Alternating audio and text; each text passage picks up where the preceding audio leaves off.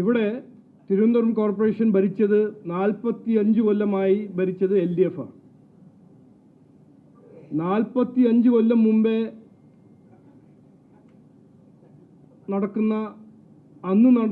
നടക്കുന്ന പ്രശ്നങ്ങളും ഇന്നും അതേ പ്രശ്നങ്ങൾ പരിഹരിക്കാണ്ട് ഈ നഗരം മുമ്പോട്ട് പോകുന്ന ഒരു സാഹചര്യമാണ് നമ്മൾ കഴിഞ്ഞ 10 കൊല്ലം നമ്മൾ ബഹുമാനപ്പെട്ട മുഖ്യമന്ത്രി നയിക്കുന്ന CPM ഇവിടെ ഭരിച്ച കാലം.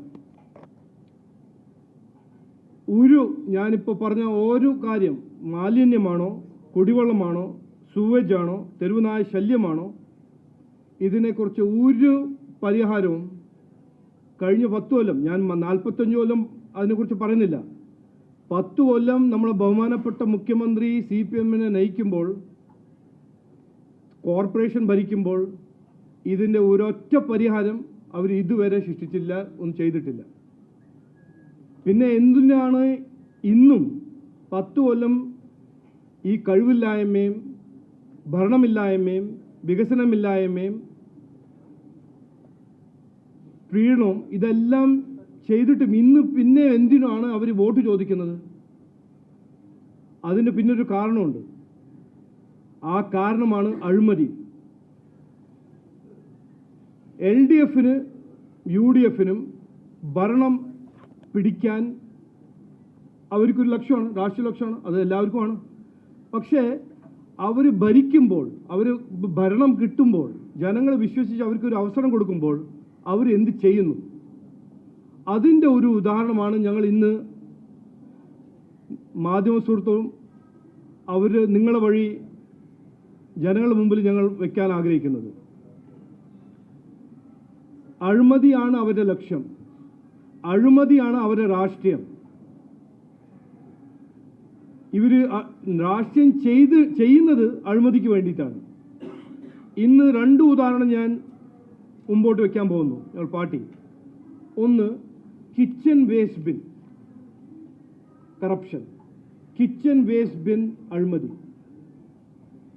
ജനങ്ങളിലെ മാലിന്യം പ്രശ്നം പരിഹരിക്കാൻ അതിൻ്റെ പേരിൽ അഴിമതി ചെയ്യുന്ന ഒരു കേസ്.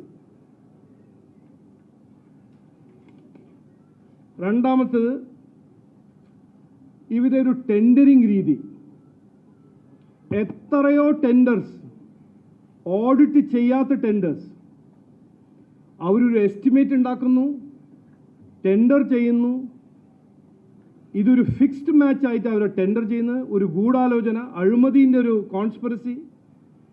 എത്രയോ ടെൻഡേഴ്സ് അവർ എസ്റ്റിമേറ്റിൻ്റെ 3 രൂപ കമ്മിയാക്കി അവാർഡ് ചെയ്യുന്നു. എന്നിട്ട് ഒറ്റ ടെൻഡർ ഇത് ഓഡിറ്റ് ചെയ്യാത്ത ഒരു ഭരണമാണ് ഇന്ന് തിരുവനന്തപുരം കോർപ്പറേഷൻ LDF ചെയ്യുന്നത്.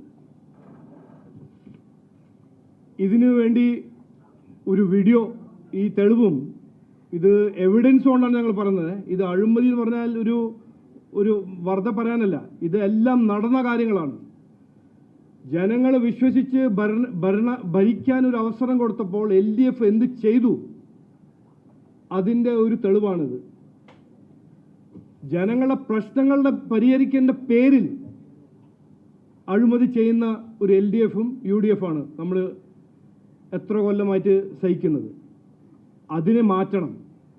ഈ ഇലക്ഷനിൽ ഞാൻ എല്ലാവരോടും അഭ്യർത്ഥിക്കുന്നത്, ജനങ്ങളോട് അഭ്യർത്ഥിക്കുന്നത്, ഒരു മാറ്റം കൊണ്ടുവരണം. അഴിമതി രഹിത ഭരണം ജനങ്ങളുടെ അവകാശമാണ്. ഇത് നമ്മൾ നിർത്തണം. ഈ LDF-ഉം UDF-ഉം ചെയ്യുന്ന തെറ്റും ജനങ്ങളെ വഞ്ചിക്കുന്ന ഒരു ഭരണം നമ്മൾ മാറ്റണം. ഈ വീഡിയോ നമ്മൾ ആദ്യം കാണുക, അത് കഴിഞ്ഞിട്ട് 2 വാക്ക് ഇനിയും സംസാരിക്കാം.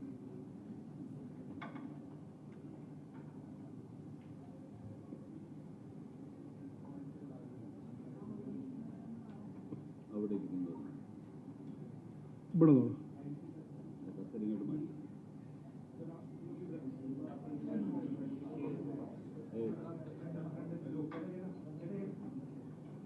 വോളിയുമില്ലേ?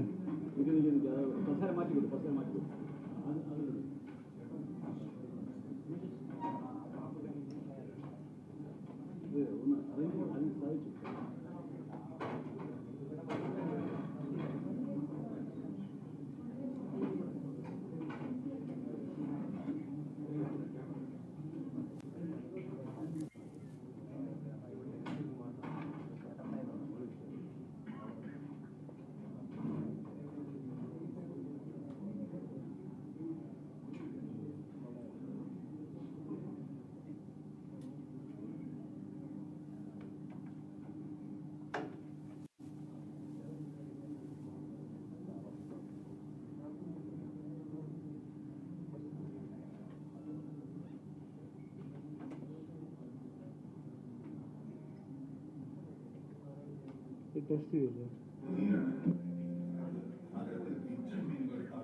തിരുവനന്തപുരം കോർപ്പറേഷനിൽ ഇടതുപക്ഷ സർക്കാരിന്റെ കാലത്ത് നടന്ന ഞെട്ടിക്കുന്ന അഴിമതികളുടെ കഥയാണിത്. സാധാരണക്കാരന്റെ അടുക്കളയിലെ മാധ്യമത്തിൽ നിന്ന് പോലും സർക്കാരുകൾ തട്ടിയെടുത്ത കോടികളുടെ കഥ. 2016 മുതൽ 2025 വരെ ഉറവിട മാലിന്യ സംസ്കരണത്തിനായി നടപ്പിലാക്കിയ കിച്ചൺ ബിൻ പദ്ധതിയിലാണ് ഞെട്ടിക്കുന്ന അഴിമതി. നഗരത്തിൽ കിച്ചൺ ബിന്നുകൾ സ്ഥാപിക്കാൻ 15.5 കോടി രൂപയുടെ പദ്ധതി നടപടികൾ പാലിക്കാതെ കോയമ്പത്തൂർ ആസ്ഥാനമായ ഒമേഗ എക്കോടെക് എന്ന സ്വകാര്യ കമ്പനി ഏൽപ്പിക്കുകയായിരുന്നു.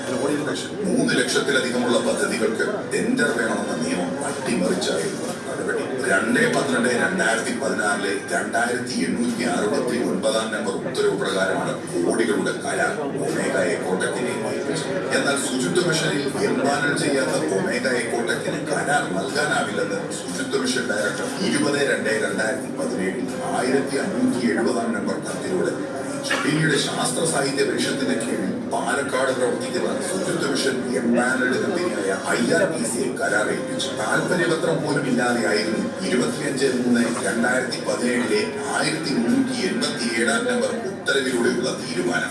ഒമേഗ എക്കോടെക്കിന്റെ ഉൽപ്പന്നങ്ങൾ മാത്രമേ സ്ഥാപിക്കാവൂ എന്ന നിർദ്ദേശത്തോടെയായിരുന്നു ഈ കരാർ. ചുരുക്കി പറഞ്ഞാൽ IRPCയെ മറയാക്കി സഖാക്കൾക്ക് താല്പര്യമുള്ള ഒമേഗ എക്കോടെക്കിന് കോടികളുടെ പദ്ധതി നൽകുകയെന്ന തന്ത്രമാണ് കോർപ്പറേഷൻ നടപ്പിലാക്കിയത്. ഒമേഗ എക്കോടെക് എന്ന കമ്പനിയോട് കോർപ്പറേഷനും സഖാക്കൾക്കുമുള്ള അമിത താല്പര്യം കോടികളുടെ അഴിമതിയിലേക്കാണ് വെളിച്ചം വീശുന്നത്. പദ്ധതിയുടെ 2ാം ഘട്ടത്തിനായി 14/6/2019 പേരിന് മാത്രം താല്പര്യപത്രം വിളിച്ച് യാതൊരു മാനദണ്ഡങ്ങളും പാലിക്കാതെ 9 കോടി രൂപയ്ക്ക് കരാർ ഒമേഗ എക്കോടെക്കിനെ ഏൽപ്പിച്ചതിലും കോടികളുടെ അഴിമതി നടന്നത് വ്യക്തം. 14/11/2019 ഉത്തരവ് നമ്പർ 2008 പ്രകാരമായിരുന്നു ഈ കരാർ. ഈ കരാറുമായി ബന്ധപ്പെട്ട് തങ്ങൾക്ക് ലഭിക്കേണ്ട 11,13,114 രൂപ തങ്ങളുടെ പ്രതിനിധിയായ ഗ്രീൻ വില്ലേജ് എന്ന സ്ഥാപനത്തിന്റെ എക്സിക്യൂട്ടീവ് ഡയറക്ടർ സുഗതന് നൽകാൻ 18/2/2020 ഒമേഗ എക്കോടെക് കോർപ്പറേഷന് കത്ത് നൽകി. മാലിന്യ നിർമ്മാർജ്ജന പദ്ധതികളുടെ കൺസൾട്ടന്റ് എന്ന നിലയിൽ കോർപ്പറേഷനിൽ നിന്ന് വേതനം വാങ്ങുന്ന സുഗതൻ കരാറുകാരായ കമ്പനിയുടെ പ്രതിനിധിയായതെങ്ങനെ എന്നതും ദുരൂഹമാണ്. പ്രതിപക്ഷമായിരുന്ന BJPയുടെ ശക്തമായ ആവശ്യത്തെ തുടർന്ന് ഇടപാടുകളിൽ വിജിലൻസ് അന്വേഷണം ആരംഭിച്ചു. വിജിലൻസ് അന്വേഷണത്തിൽ ക്രമക്കേടുകൾ കണ്ടെത്തിയതോടെ വിശദമായ അന്വേഷണത്തിന് തദ്ദേശ സ്വയംഭരണ വകുപ്പ് ഡയറക്ടർ നിർദ്ദേശം നൽകി. എന്നാൽ അന്വേഷണം നടത്താൻ ചുമതലപ്പെടുത്തിയത് LSTV joint director doctor Ummu സൽമയായിരുന്നു. 2017 ഒമേഗ എക്കോടെക്കിന്റെ ഉൽപ്പന്നങ്ങൾ തന്നെ വാങ്ങണമെന്ന് IRTCക്ക് പർച്ചേസ് ഓർഡർ നൽകിയ ഉത്തരവിൽ ഒപ്പുവെച്ച അതേ ഉമ്മു സൽമയെ തന്നെ ഇതേ പദ്ധതിക്ക് അന്വേഷണം നടത്താൻ ഏൽപ്പിച്ചു. കോർപ്പറേഷന്റെ മറ്റൊരു തന്ത്രം. താൻ ഉൾപ്പെടെയുള്ള എല്ലാവർക്കും ക്ലീൻ ചിറ്റ് നൽകിയ ഉമ്മു സൽമ പേരിനൊരു നിർവഹണ ഉദ്യോഗസ്ഥനെ താക്കീത് ചെയ്യാൻ മാത്രം ഉത്തരവിട്ട് അന്വേഷണ റിപ്പോർട്ട് സമർപ്പിച്ചു. 2022-23 പദ്ധതിക്ക് കോർപ്പറേഷൻ ടെൻഡർ വിളിച്ചു. പഴയ IRTCയെ തന്നെയാണ് വീണ്ടും കോർപ്പറേഷൻ നോക്കിക്കൊണ്ടുവന്നത്. പിന്നൊന്നിന് IRTC 1550 രൂപ ആവശ്യപ്പെട്ടപ്പോൾ 1440 രൂപയ്ക്ക് പിന്തരാമെന്ന് മറ്റൊരു സ്ഥാപനം പ്രപ്പോസൽ സമർപ്പിച്ചിരുന്നു. CPM കൗൺസിലറുടെ ഇടപെടലിനെ തുടർന്ന് കരാർ IRTCക്ക് തന്നെ ലഭിച്ചു. അപ്പോഴും ഒമേഗ എക്കോടെക്കിൽ നിന്ന് തന്നെ ഉൽപ്പന്നങ്ങൾ വാങ്ങണമെന്ന് കോർപ്പറേഷൻ കർശന നിർദ്ദേശം നൽകി. പദ്ധതിയുമായി ബന്ധപ്പെട്ട് ലോക്കൽ ഫണ്ട് ഓഡിറ്റ് വിഭാഗം ഉന്നയിച്ച ചോദ്യം മാത്രം പരിശോധിച്ചാൽ മതി കോർപ്പറേഷനിൽ നടന്ന അഴിമതികളുടെ വ്യാപ്തി വ്യക്തമാണ്. 2019 ടെൻഡർ സമർപ്പിക്കാൻ സമയം അവസാനിച്ചതിന് ശേഷം എത്തിയ ഒമേഗ എക്കോടെക്കിന് എങ്ങനെ കരാർ ലഭിച്ചു? പർച്ചേസ് കമ്മിറ്റി 1 കോടി രൂപയ്ക്ക് അനുമതി നൽകിയ പദ്ധതി തുക എങ്ങനെ 9 കോടി രൂപയായി? 15.5 കോടി രൂപയുടെ പദ്ധതിയും എത്ര പേർ ഉപയോക്താക്കൾ, എത്ര പേർ ഉൽപ്പന്നങ്ങൾ ലഭിച്ചു എന്നതിനെ പറ്റിയൊന്നും കോർപ്പറേഷന് യാതൊരു ധാരണയില്ല. അതുകൊണ്ട് തന്നെ പദ്ധതിയിലൂടെ കോർപ്പറേഷൻ ലക്ഷ്യമിട്ടത് ജനക്ഷേമമല്ലെന്നും അഴിമതി മാത്രമാണെന്നും വ്യക്തം. ഈ പദ്ധതിക്ക് വേണ്ടിയായിരുന്നു നഗരത്തിലെ വീടുകളിൽ നിന്ന് മാലിന്യം ശേഖരിച്ചിരുന്ന ഓട്ടോറിക്ഷ തൊഴിലാളികളെ കോർപ്പറേഷൻ പോലീസിനെ കൊണ്ട് പിടിപ്പിച്ചത്.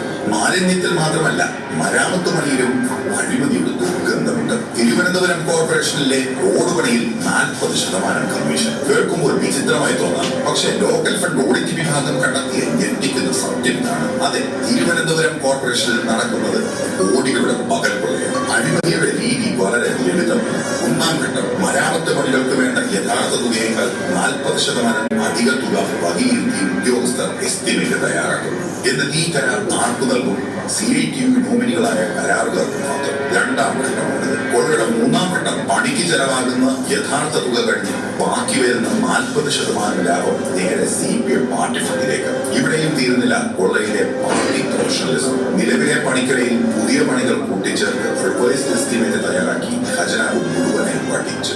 ഇത്തരത്തിൽ കഴിഞ്ഞ 5 വർഷത്തിനിടെ 300 കോടിയിലധികം രൂപയുടെ ഫയലുകളാണ് ഓഡിറ്റിങ്ങിന് പോലും കൊടുക്കാതെ മുക്കിയത്. ഇതിന്റെ 40% കമ്മീഷൻ എങ്ങോട്ട് പോയെന്നതും വ്യക്തം. 2022-23 വർഷം മാത്രം 86,77,34,192 രൂപയുടെ ഫയലുകളാണ് കാണാനില്ലാത്തത്.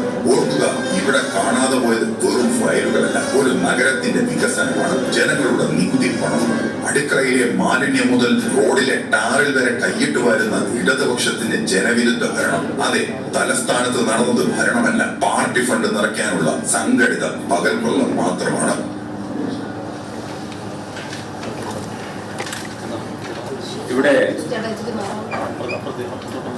ഇവിടെ വ്യവസ്ഥാപിതമായിട്ടുള്ള ഒരു കൊള്ളയാണ് നടന്നിരിക്കുന്നത്. ഈ വീഡിയോയിൽ കാണിക്കുന്നതിന് ഉപോത്പരകമായിട്ടുള്ള മുഴുവൻ രേഖകളും വിവരാവകാശ പ്രകാരവും അതോടൊപ്പം തന്നെ ലോക്കൽ ഫണ്ട് ഓഡിറ്റ് റിപ്പോർട്ടും ഞങ്ങൾ നേടിയെടുത്ത ശേഷമാണ് ശ്രീ രാജീവ് ചന്ദ്രശേഖർ, പാർട്ടിയുടെ സംസ്ഥാന അധ്യക്ഷൻ, ഈ അഴിമതിയുടെ ഈ വിവരങ്ങൾ ജനസമക്ഷം അവതരിപ്പിക്കുന്നത്. ഇവിടെ കോർപ്പറേഷന്റെ നിർവഹണ ഉദ്യോഗസ്ഥൻ മുതൽ മേയറും അതോടൊപ്പം തന്നെ തദ്ദേശ സ്വയംഭരണ